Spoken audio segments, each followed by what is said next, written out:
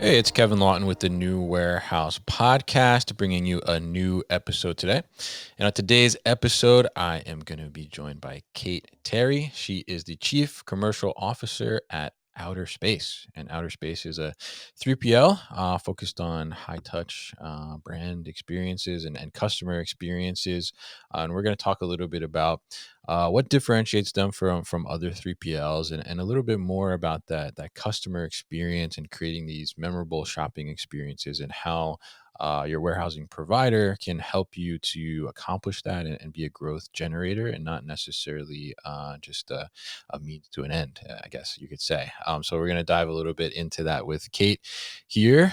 So Kate, welcome to the show. How are you? Thank you for having me. It's a pleasure to be here. Good. Definitely happy to have you on here. Happy to talk to you. Definitely, I think we got intro via way of Joe Spizak. So shout out to Joe and the Fulfill.com team. Great guy. But tell us a little bit about Outer Space and what it is that you guys are all about. We know you're a 3PL, but give us a little more. Yeah, sure. So, Outer Space was born out of sort of the frustration, actually, of our founders who are brand owners themselves. So they have their own brand called Nice Laundry, and after being with a few different 3PLs, they decided to bring all the fulfillment in house. And they not only did fulfillment, but they also did a tremendous amount of personalization, which is kind of core to the Nice Laundry brand. And Hmm. after bringing it in house and doing it really well, they had some other brands come to them and say, "Hey, could you do our fulfillment?" So after doing a few brands, they thought, "Oh, let's spin this off." With the whole premise of, we would like to be treated, we would like to run the operation the way we would want to be treated if we were the brand. I too come from the brand side, so we do try and make sure that people on our side have that sort of brand empathy and understanding.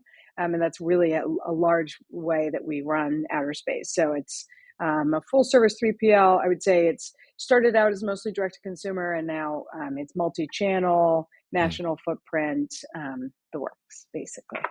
Interesting, and yeah, I think it's very interesting. I've talked to a few 3PLs recently, and that's how a lot of them have started. Where they were the brand themselves, and they didn't like their experience or what they had gone through, and decided to do it themselves. So I'm curious from your perspective or Nice Laundry's perspective too. I mean, what were some of the challenges or things that kind of were really pushing them over the edge to say like, you know what, like we've had it, we're going to do Yeah. this ourselves. I would say one of the biggest ones is probably the lack of transparency of Mm, just not, it's a very, for a lot of 3PLs, it's sort of an adversarial relationship.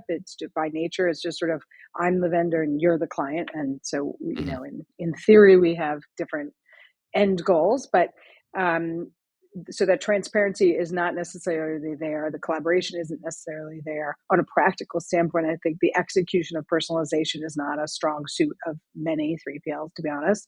And so getting that process down to be able to do any kind of personalization mm, is definitely was a frustration and something they've mastered completely. They can turn around personalization much faster than any other 3PL I've ever dealt with. So yeah.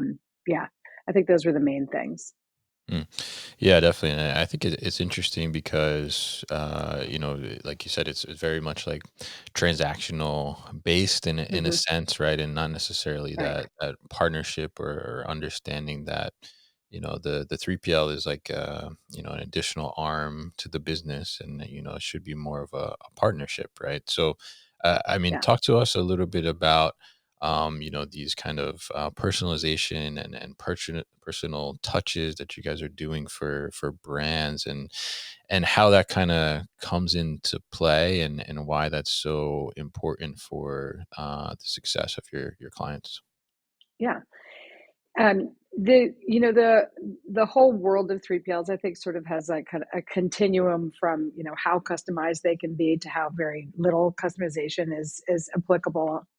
If you go on the one end of the spectrum of the very large guys, Ship Bob, Ship Monk, all of those guys, it's Mm, in their nature to be one to one. I would mm, like one strategy that I get to do for all my clients because it's the most efficient when you're dealing with the mass number of clients I have.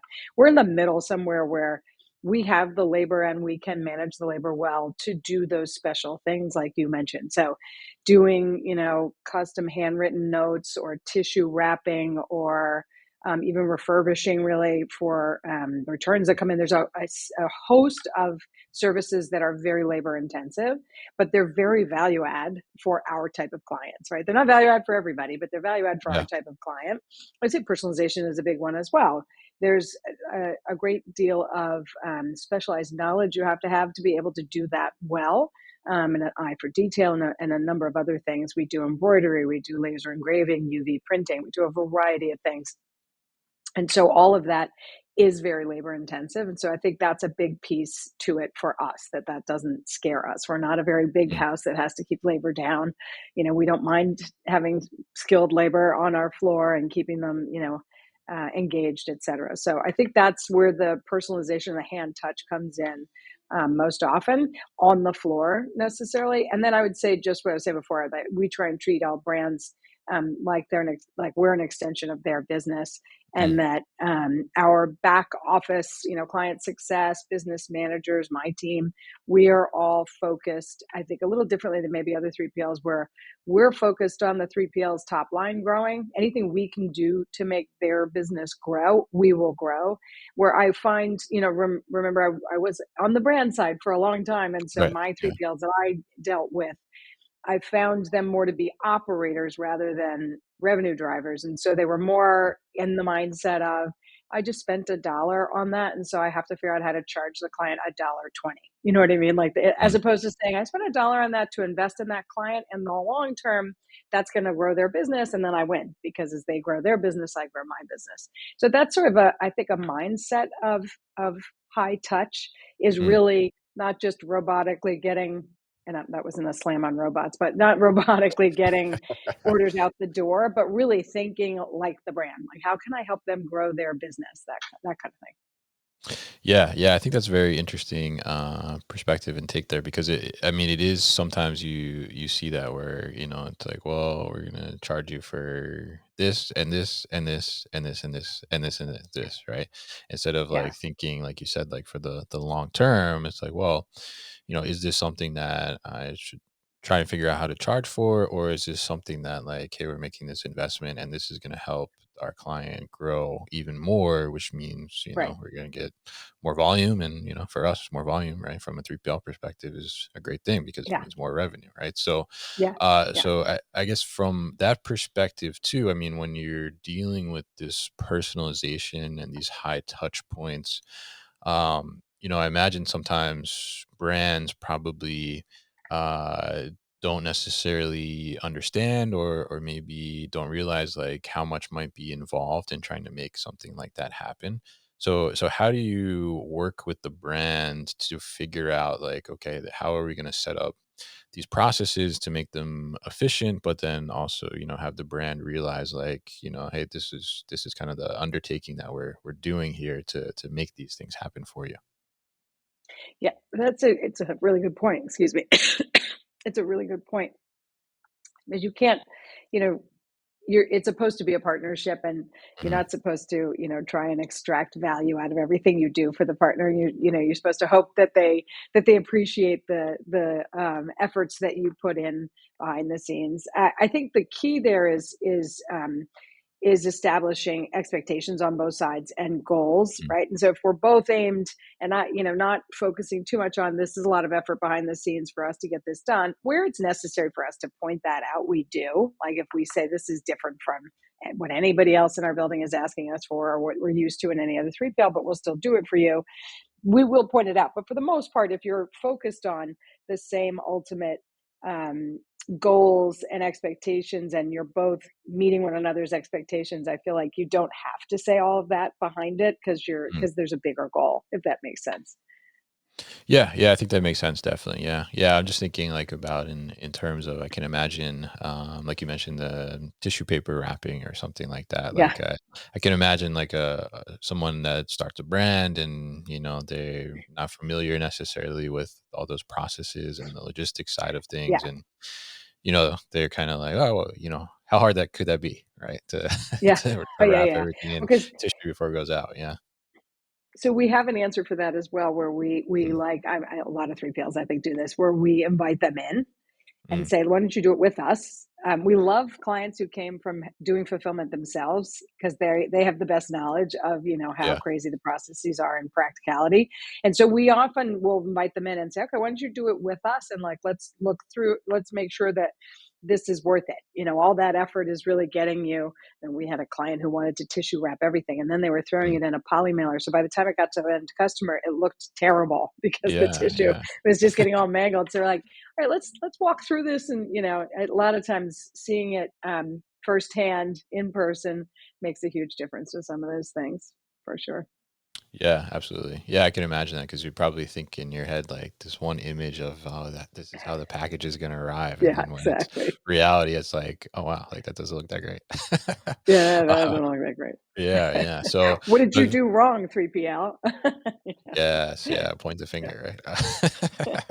So, yeah, I mean, it's really interesting, and I think it's very interesting, how you guys are taking on kind of these, like, high touch situations, and I'm curious from the perspective of figuring out how to manage these processes and kinda, engineer these processes internally within the facility itself. I mean, how do you go about making sure that you're doing these processes even though they're personalized and high touch in like a standardized way to be able to ensure like maximized efficiency and productivity, and that it's simple for the employees to do? How do you manage all of that and try and set that up? On the one end, you have a little bit of a I would say it's not a barrier, but like a cap, in that Mm, what the value of that is practically. Again, just look, because some of our brand experience, we know how much we'd really be willing, like how much that's actually worth to the end customer or to the brand itself. And so that's a little bit of your cap, and you're sort of reverse engineering. Well, if they're only going to pay X for it, what amount of labor can we actually put towards it? How efficient can we make this process? And then constantly, the more volume you're doing at it, obviously the more efficient you can make it across time, but making sure that it has that balance between what's the value of this at the end of the day, and then can we reverse engineer the labor. We try not to do anything as we do have a special project fee, as like a lot of people do, but we try not to do mhm. things as that, because as a brand, it's like it's really hard to budget, it's really hard to understand where, like, Yeah. true one-off projects, obviously you do that way, but everything else, we try to come up with a transactional price. This is the easiest for us from a billing. It's easiest for the client to budget, and that way you really are confining how much time you're going to put on it. So we do tremendous amount of time studies. Anytime there's a new, the wholesale channel brings a whole slew of new kind of pack outs, new labeling requirements, et cetera, from the third parties. And so we'll time study it and say, okay, how much Mm. is this actually taking us? Okay, let's pretend that after a little bit of time we're going to get more efficient, so let's take a little bit off of what it took us the first time, etc. And so we're trying to really put some science behind how we're pricing it, and if it's worth it. Hmm.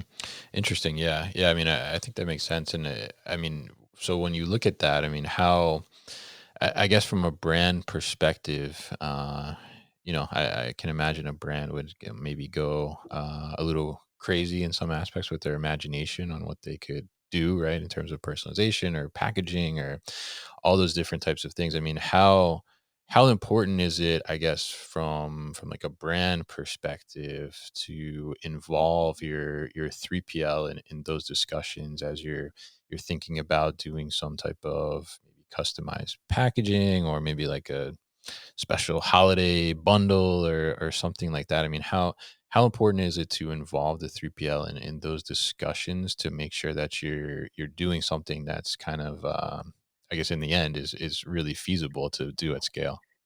Yeah, I think for the most creative output, Mm, you probably are best off doing the first pass. Like, typically it's a creative team that is coming up with that side of things, not the operations team. And so I think yeah. the most creative output would be, let them have their dream state, like you just said. What is the ideal brand experience, and then the operations people can come to us to sort of path through, does it actually physically make sense, or what is our best option for getting the same effect, but maybe in a more efficient way. So that's kind of where we go with the brand is we'll say, okay, give us like your end state that you want and let us figure out if there's a way to do it more efficiently or, less expensively or not crazy. There, I mean, that comes in a lot of places. It's not just the Mhm. unboxing. I would say it's also in, we've been having a lot of conversations recently around refurbishing for returns. It's Mhm. another one where you kind of have to say, okay, let's think about this practically. Do you Yeah. really want to do dry cleaning on every item or should that be saved for certain price points? Like I get what they want their end result to be, but yeah, Mm. to your point, you kind of have to path back with them of like what really makes sense, what's worth the energy and the money you're going to put into it. If that answers your question.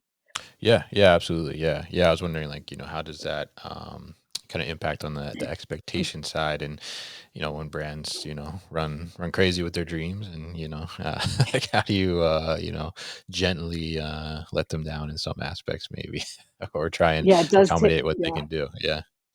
Yeah, it so does take diplomacy. I mean, you definitely, yeah, you don't want to crush their dreams. You got to do it in a nice way, but it yeah. doesn't always happen.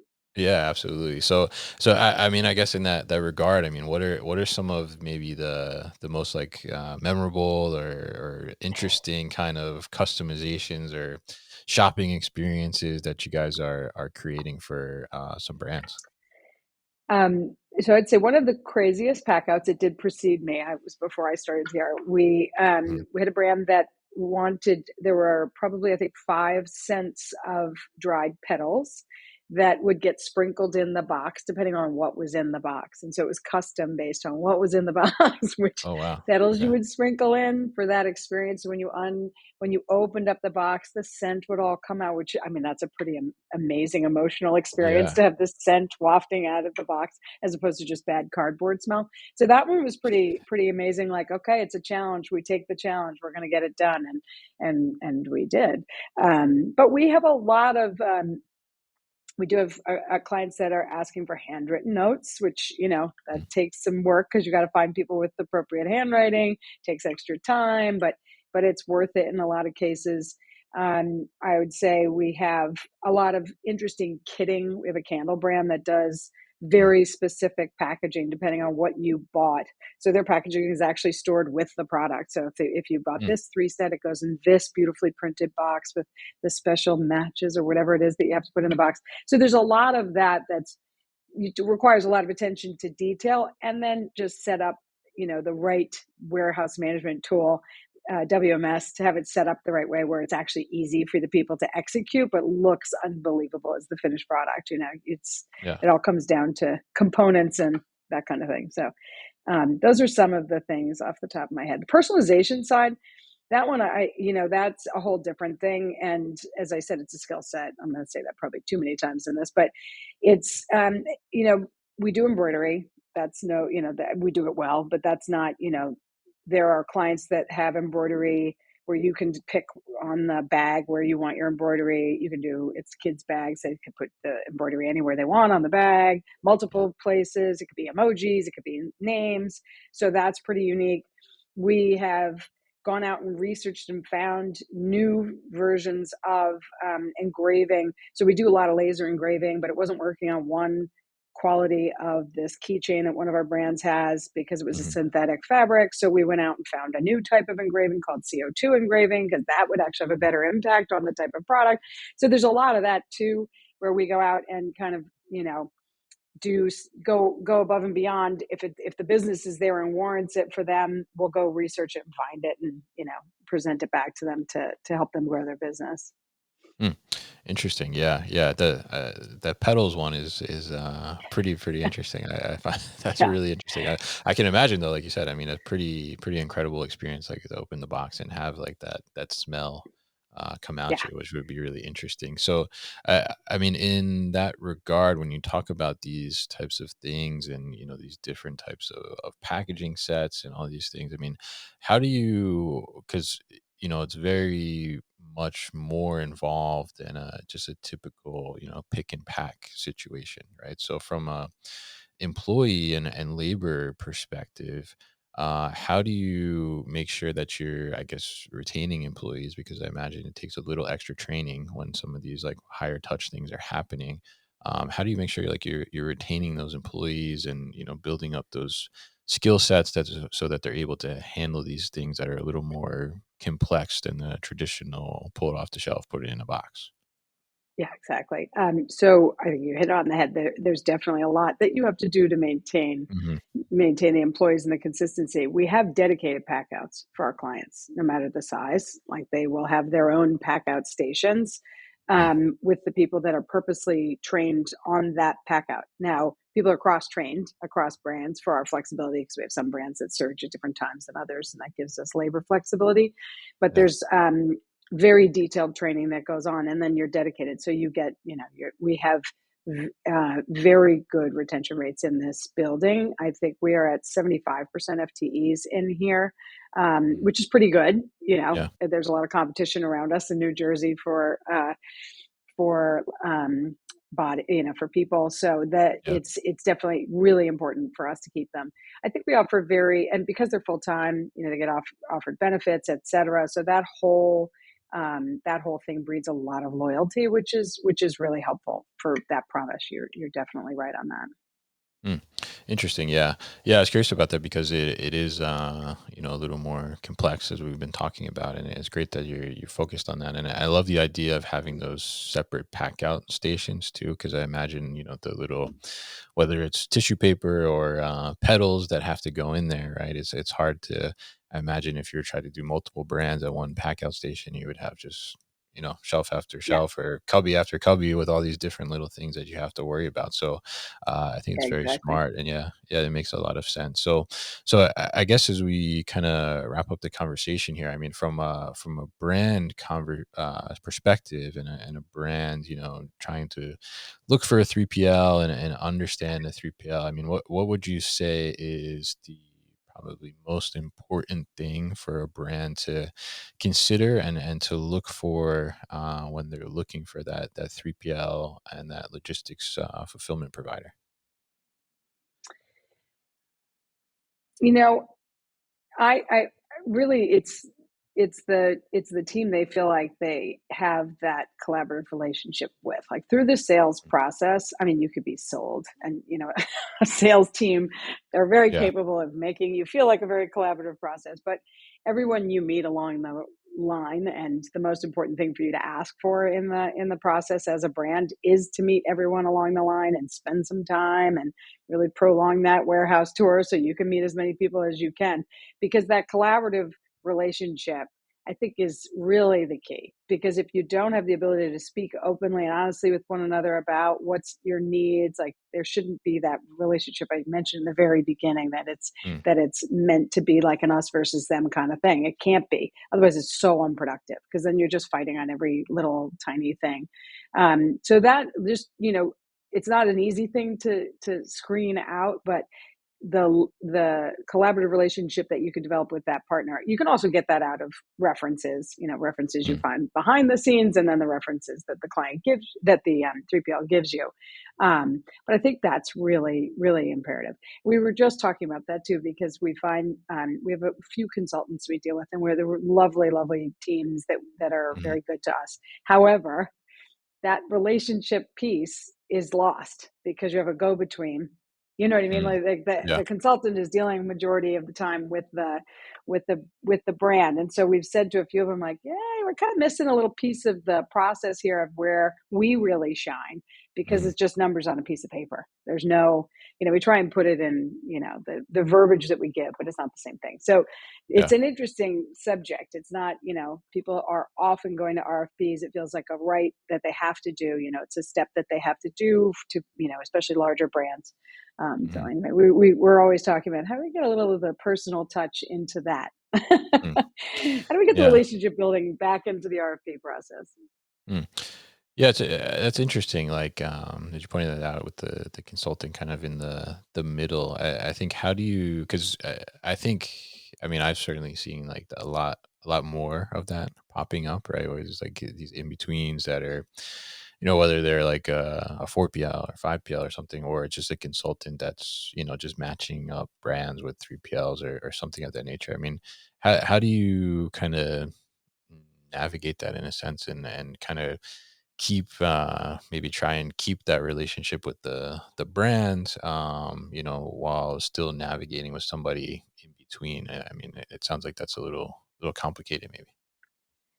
It is. It's come up a few times, if Mm, if in the best case scenario, we actually have a relationship with the brand outside, and then we get that they need to go through the formal process. Nobody feels good about just the first brand, first 3PL they meet partnering up mm, with. Everybody's going to feel like, unless you're tiny, as I said, if you're a medium to large size brand, you feel like that's your due diligence you have to have. So you still have to develop those relationships. We try to still develop the relationship outside of the consultant, not during the RFP process, but separately, mm, just to make sure that there's faces behind the name in the RFP, to be honest. And then we do give the feedback to the consultants, just letting them know that that is one of our strengths, is the team here and the team's ability to understand how to grow a brand. And so it's a disservice to the brand, really, if you're not going to entertain that piece, for everybody in the RFP, not just for us. So you mm, know we push it, and then we do